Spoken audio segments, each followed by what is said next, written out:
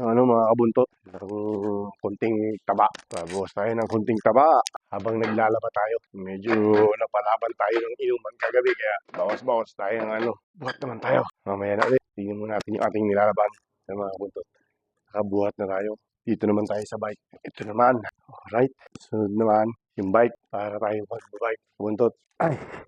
Kakarga muna natin yung ating nilalaban. Turbo tong labada na ito talaga mga kabuntot eh. Isturbo ang ating labada. Tinutubigan muna natin para tayo bumalik sa ating pagpak ng buto. Wala pa si Boy Ligali. Gabi pa. Para tayong magbabike. Pakit ng bundok mga kabuntot. Yes na yun. Bukas na uli. Meron pa yung barbell naman. Pagkatapos yung barbell naman, tayo naman magbabarbell ngayon. Saan na kayo yung barbell? Saan kaya din nila? Ito sa ilalim. Alright. Tama na yun. At meron pa tayong bibitinan. Dito naman tayo sa sabit-sabit mga kabuntot. Sa sabit-sabit. Ano ba itong gamitin? Hindi natin ito alam gamitin Walang kaya mga kabuntot. Mahina ang katawan. Pero okay na. Nadali natin yun. Nakapagbuhat tayo noon. Saka nito. Yan.